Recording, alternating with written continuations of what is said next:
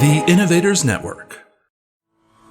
Welcome to the Killer Innovation Show, the longest continuously produced podcast in history. Each week, Phil McKinney brings you the insights and strategies to amplify your creativity and innovation skills. Here's your host, Phil McKinney. So how are you doing today? Hopefully you had a great week on all of your innovation efforts that you're working on, whether it be individual efforts or those as part of a team or as an organization, wherever you may be at. This week's show kind of got inspired by an upcoming workshop. Starting Thursday, I'm going to be doing a series of a workshop every Thursday, 90 minutes every Thursday. It's being done at the organization where I'm a CEO.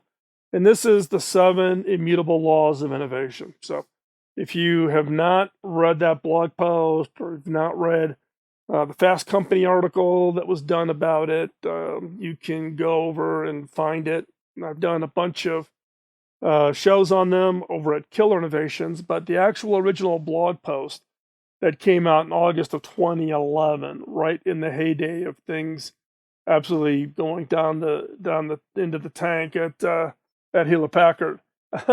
You can check that out. You can check those out over at philmckinney.com.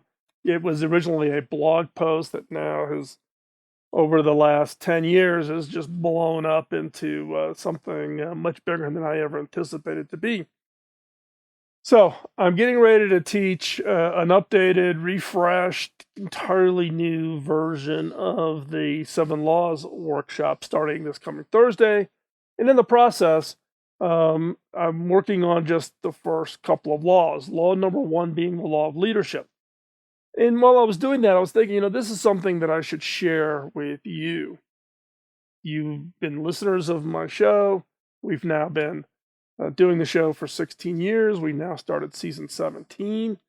I've been doing for this quite a while, and I think this is a topic on innovation leadership that is critically important.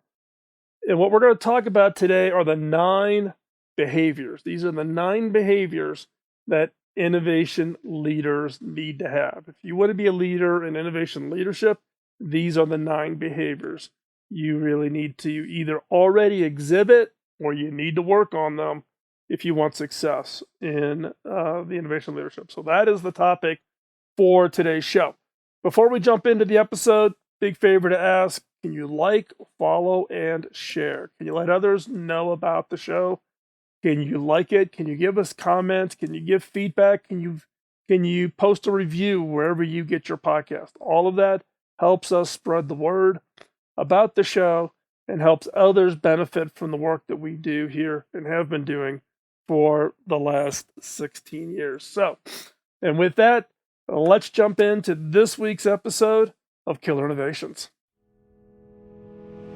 This episode is sponsored by Zoom. With Zoom, you can streamline your communication, collaboration, and creativity all in one place. Zoom is the market-leading platform that provides video meetings, voice, webinars, and chat across desktops, phones, tablets, and conference room systems. To learn more about Zoom and sign up for your free account, visit killerinnovations.com/Zoom.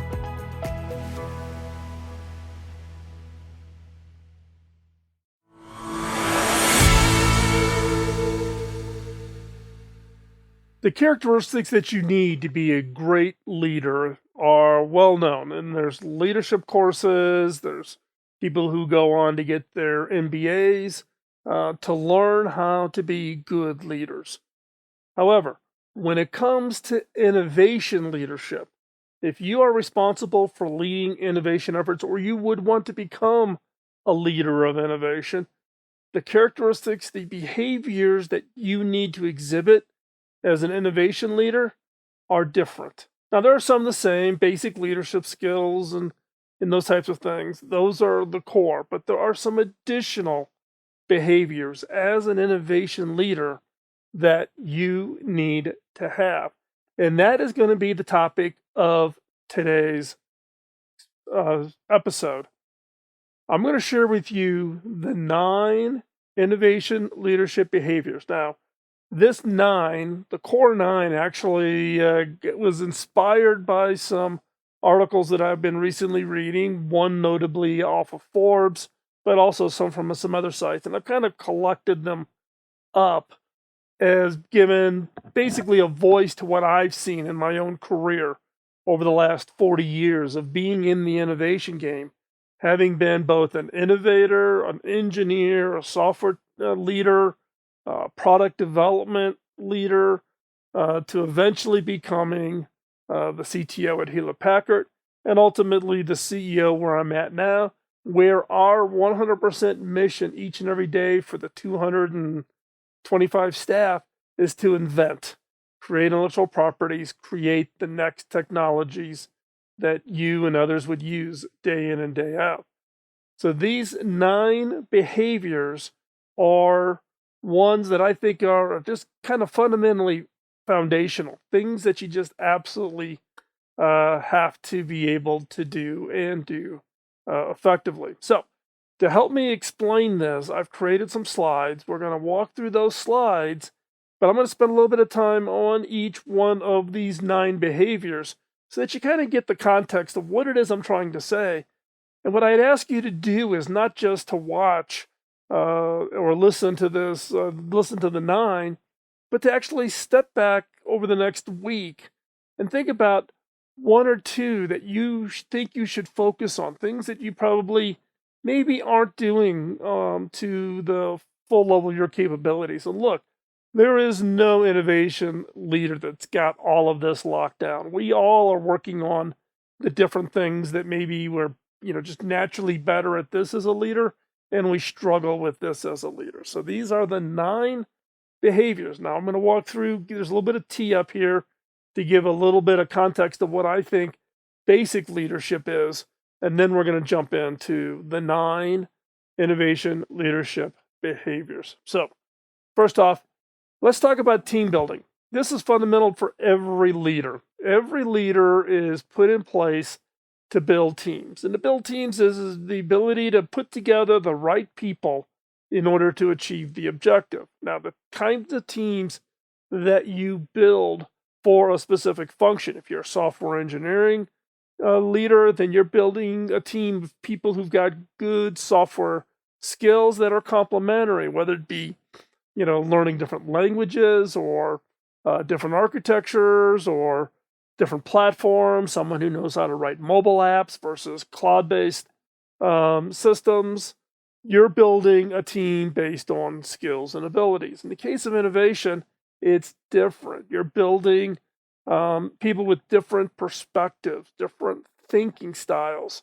We'll talk about this a little bit later because it's one of the key behaviors as a leader of innovation, that you have to think differently about who you put on that team than you would if your function was finance or HR or marketing or software engineering or whatever. You're driven by the confines. In the case of innovation, you're looking for innovators, thinkers, idea people who can come up with the next great idea. Different skill set, much broader context that you have to think about it. But team building, the ability to know the right personalities to put together, absolutely critical for an innovation team leader. And the other thing I just want to put in the context here right at the beginning is, what does it mean to be a leader? Well, leaders lead.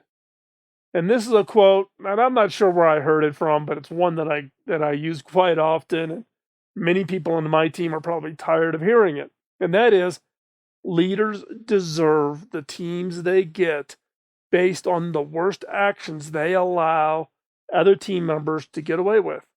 So if you allow someone to get away with not delivering on time, or not being respectful, not being a team player,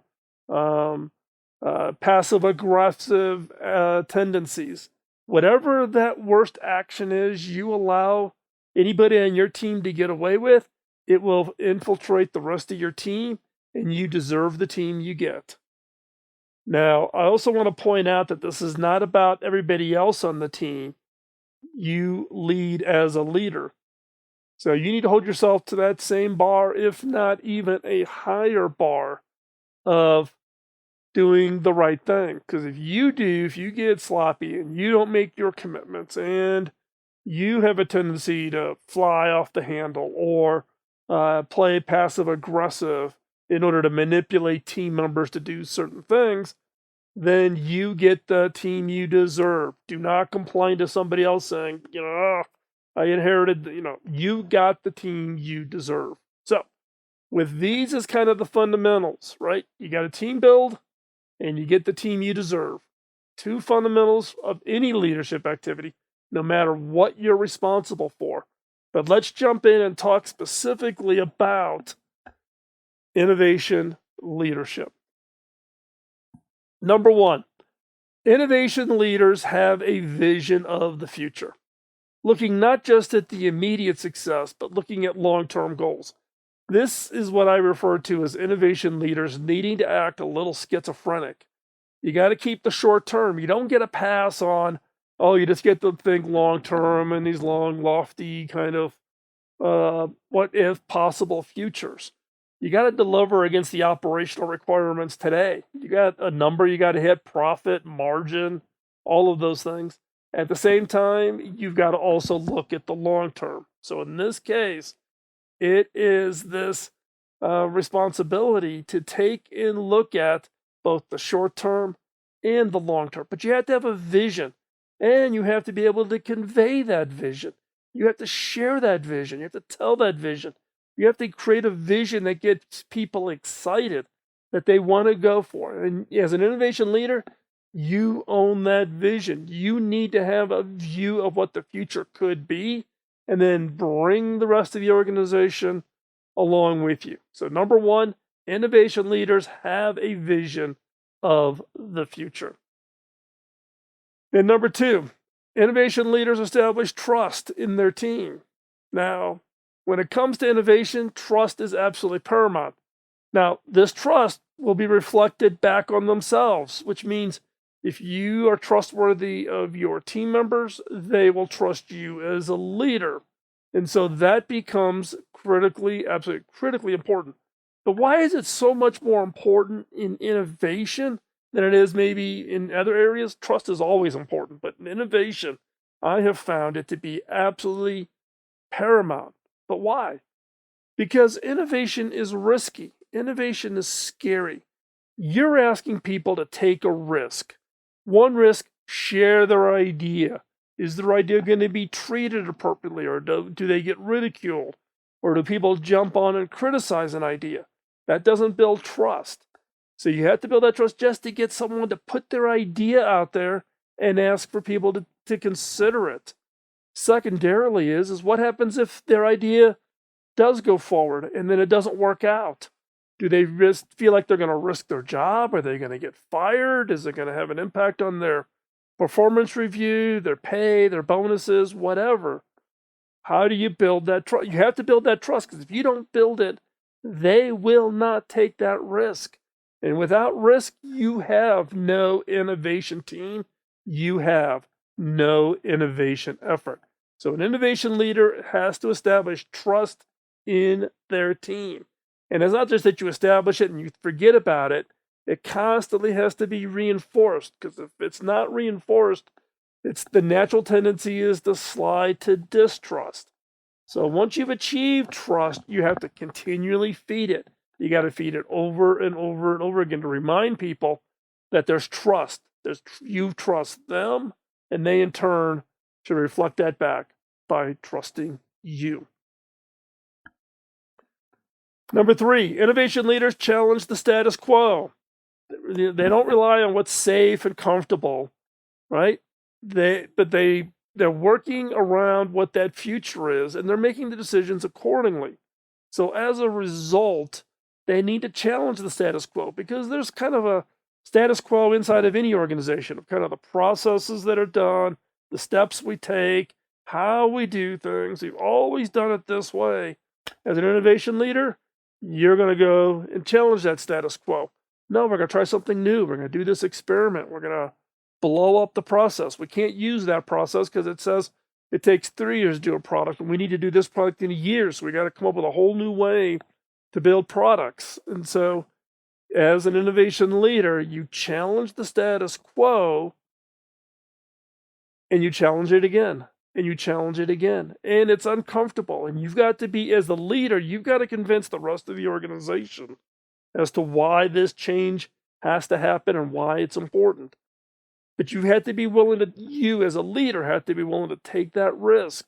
Yes, you're going to get people attacking you. They're going to think that you're off doing something crazy, whatever it is. But you have to be willing to challenge that status quo. Number 4, innovation leaders are curious, naturally curious.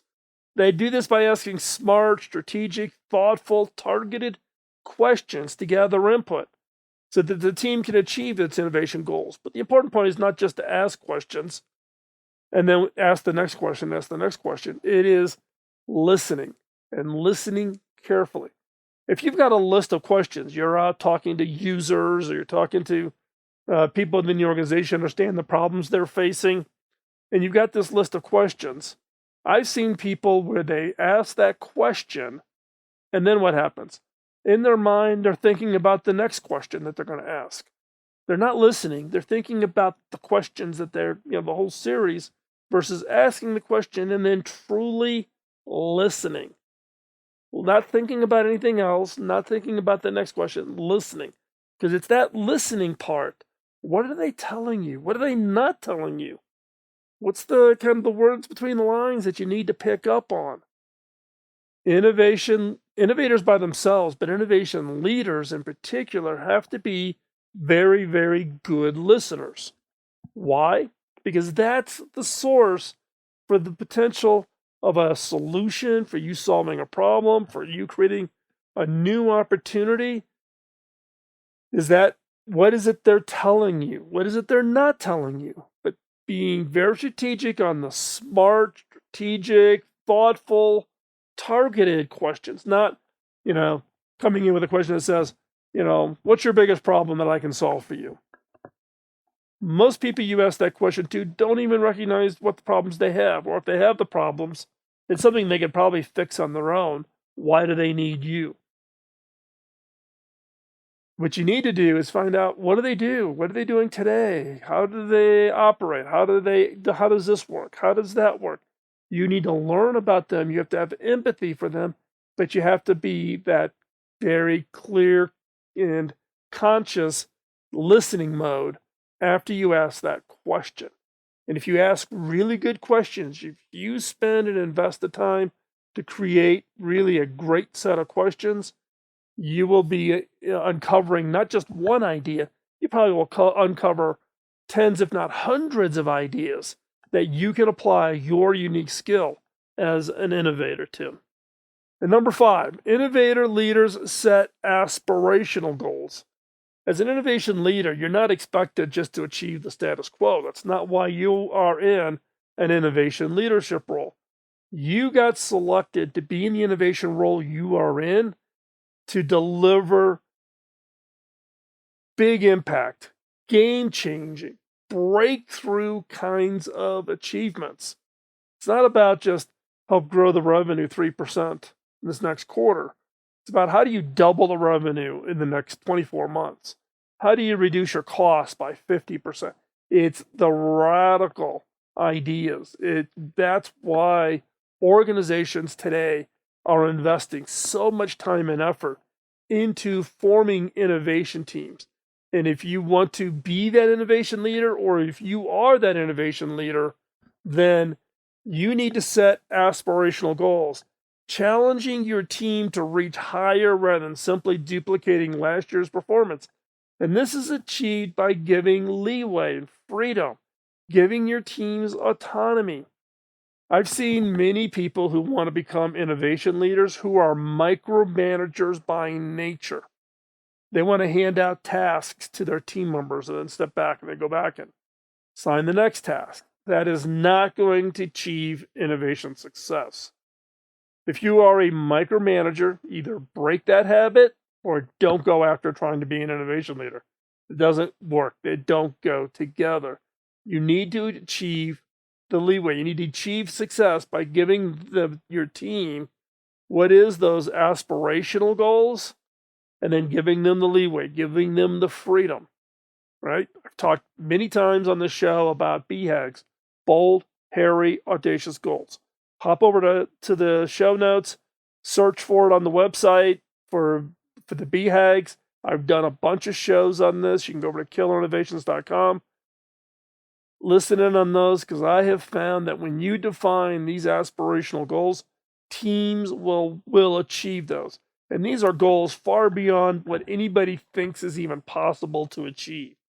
People like to be on a mission. When you give people a mission that you're going to achieve something substantial, people will commit to it. Think about the BHAGs throughout history, the invention of the polio vaccine, putting Apollo 11, saving the astronauts on Apollo 13. And look, we're the benefit in what we've seen now with how fast the vaccines have been produced for COVID-19. So, set those aspirational goals. That is a key behavior for innovation leaders. Number 6, innovation leaders move quickly. This may make you feel uncomfortable. Research has found that a clear correlation between speed of execution and degree of innovation. The 10% fastest leaders were also in the top percentile of innovation effectiveness. So if you set that high goal of innovation and you drive at a very fast pace, the 10% fastest leaders were also in the top percentile of innovation effectiveness. This innovation is not about just sitting back and waiting for something magic to happen. And if it happens, it happens. If not, so no. This is about executing. There's upfront work, there's inspiration, but when you've identified that innovation effort, then it's about execution. And as I've said 1,000 times, if not 10,000 times, ideas without execution is a hobby. And I am not in the hobby business. I'm in the business of having impact from the innovation efforts that I invest my time with. And so therefore, speed of execution. If you think you're the only one that's come up with that idea that you've got, you're wrong. Many people think, oh, so-and-so stole my... No. People think that someone stole your idea. In reality, there are multiple organizations thinking and working on the exact same thing that you're thinking about. So if you want to have the impact, execution is where your competitive advantage comes from. Not in having this idea and hiding it under a bushel and waiting for the 3 years to get the patents before you talk about it with any... By that time, somebody else has probably already come out with it. So, execution. Move quickly. Do not delay. Number 7, innovation leaders crave information. We need input. We need things that we can put in and let our subconscious work on. We need input. Now, innovation leaders, right? How do we create this information? Well, by recognizing that relevant facts can drive innovation. So there's things like, I read, yes, you're going to think I'm a little bit of a nutcase, but I read PhD theses. I'm on the email list for many universities, top universities, where I get copies of PhD theses when they get published, or I get notified under Google Scholars when new PhD theses are submitted in subject areas that I'm interested in, right? Because there may be a kernel in there that all of a sudden, drives a spark. I'll reach out to the person whose thesis it is, ask them some questions, and I use it as a spark to get my innovation, my own creativity going. I have automatic alerts on Google Alerts, in Google Scholar, so that when new papers, new research studies, whatever get triggered, the PDFs automatically get sent to my mailbox for me to read. I read a lot of blogs. I read a lot of magazines. I read all the time. So for me, I crave information. And what I find is I'll read it and I go, that's interesting. And then magically, I don't know, 2, 3, 4, 5 months down the line, all of a sudden this spark gets lit where all of a sudden I'm connecting this thing I'm thinking about and this problem we're trying to solve in this research paper that I read. And by connecting those dots, I can feed them to the teams. They can take a look at it and determine whether or not there might be something there to help solve a particular issue or come up with a new innovation. So craving information, that is input, feeds your subconscious, that then ignites that spark that leads to the innovation. So craving information. Number 8, innovation leaders excel at teamwork. They just don't tolerate it or they do what's us. They excel at it. They put their own self-interest to the side in the interest of collaboration and group-based value creation. It's not about who is the leader and who gets the name recognition. It's not about who's, people getting credit or whose team got credit or whose organization even got credit. It is about collaboration. And one of the biggest and challenges I've seen within organizations is competition against silos. If you've got silo of organizations, org charts that are grouped around certain functions, and if there are some that maybe have a little bit of an overlap, then we end up with the headbutting. We end up with competition. We end up with a lack of collaboration. All organizations have to find a way to get beyond that, to excel at the teamwork. You have to put your own self-interest aside. If somebody else takes that idea and treats it as their own, God bless them, off to the races. That idea is going to have huge impact, right? And so in this case, this is the situation where you have to excel at teamwork. Number 9, innovation leaders value diversity and inclusion. If everybody on your team acts like you, thinks like you, has the same background as you, maybe you all went to, top-notch universities, and that's your entire team.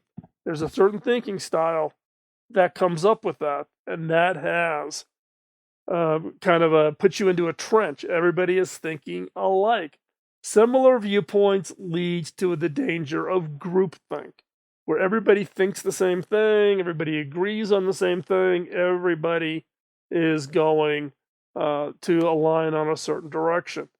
Whereas differing experiences and opinions act as a fuel for that creative process.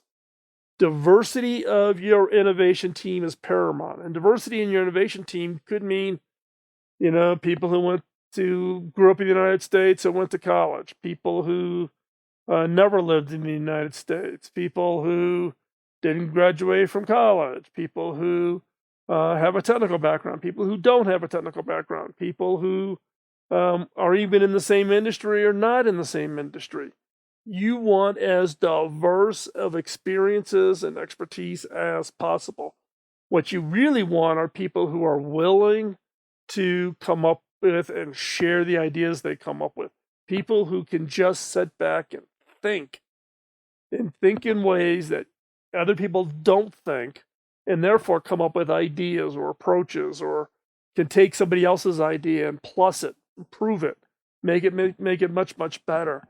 Those are the kinds of people you want. But what you also want in those same people is people who came from money, people who don't come from money, people with ethnic backgrounds, people with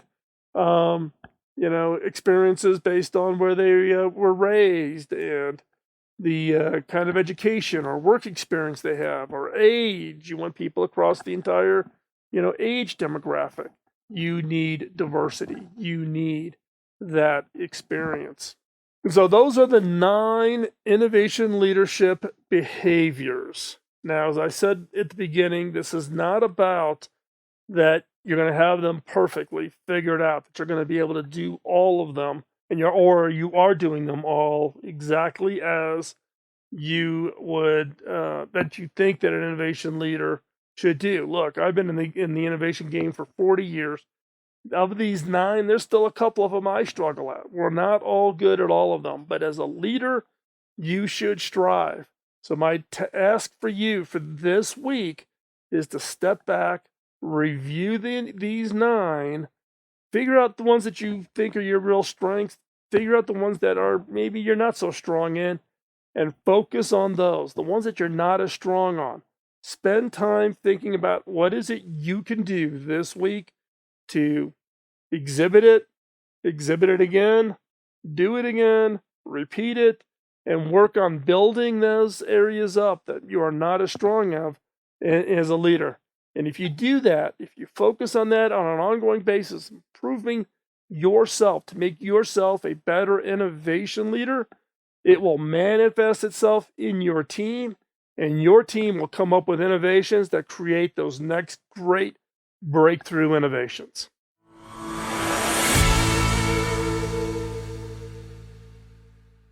Thanks for joining us this week. One summary I want to give on this week's episode about the 9 behaviors. I want to reinforce the task for this week. What I would ask for you to do is to take a look at the 9 behaviors again. Either rewatch the video, hop on over to killerinnovations.com and check out the show notes where all 9 will be listed. And again, score yourself, high, medium, and low. High, yes, I've got that behavior and that's my strength. Medium is, okay, I'm okay, not great, not bad. And then the lows, the ones that I definitely need to work on. Take those lows and put together an action plan. Put together a plan against each of those lows to find a way to raise those up. Because you need these 9 behaviors. If you're going to build a strong, high-impact innovation team, whether you're a CEO or you're a chief innovation officer or you want to become a manager or a leader, you need to have these 9 behaviors. So do that this week. That's your task. That is your homework. Now, as I mentioned in the intro, this came out of the work that I'm doing on the 7 laws of innovation. You may not have heard about the 7 laws of innovation. Go over to philmckinney.com, just do 7 laws, it'll come up, and there's a whole series, and you can see the original blog post from August of 2011. However, since then, and not too far after that actually, friends of mine, Brian Kramer, who used to be the CEO at Pure Matter in Silicon Valley, a digital advertising marketing firm, his firm designed 2 posters of the 7 laws. So these are nice big posters that have the 7 laws laid out. And any revenue that we get or have gotten from anybody who purchases the 7 laws posters goes to a charity that I'm chairman of the board of called Hacking Autism. HackingAutism.org gets all the revenue from the posters. If you're interested in the 7 laws, and particularly the 7 laws poster, you can hop on over to our store at innovation.tools, Tools, innovation.tools. You go over to innovation.tools, that's our Shopify store. You can get my book, you can get the card deck, Killer Questions, you can get the 7 laws posters. There's even a CD of a training program I did many, many years ago. And there's actually workshops and some other stuff that the Innovators Network has posted up there. But if you want the posters, you can go over there. There's two different designs, and you can secure that. Again, innovation.tools if you want to get it. As we wrap up this week's show, again, I would ask to help me pay it forward. The reason we started this show 16 years ago is to pay it forward from people who had coached, helped, and mentored me early in my career. And what they've asked me to do is to pay it forward in my later stages of my career. And that's my mission today, is to pay it forward. Help leaders, help others truly build up that skill, build up their confidence in being able to innovate in whatever role they play within their organization. So help me pay it forward. And you can do that by telling others about the show, posting comments and ratings of that show, or whether it be over iTunes or Google Podcast or Spotify or iHeart, or we are in all of the podcasting systems. So post a comment, post a review, or post to social media. Just tell people on social media about the show. I would greatly, greatly appreciate it. Thank you for your time this week. I know it's a lot to ask for you to give us 30, 35 minutes a week as we share this content. Hopefully you find it valuable. We value your time. Thank you very much for taking the time this week, and we'll talk to you next week. Bye-bye. Podcasting nonstop since 2005, this has been the Killer Innovation Show on the Innovators Network. This show is distributed by the Innovators Network. For more information and other great shows and content, visit theinnovators.network.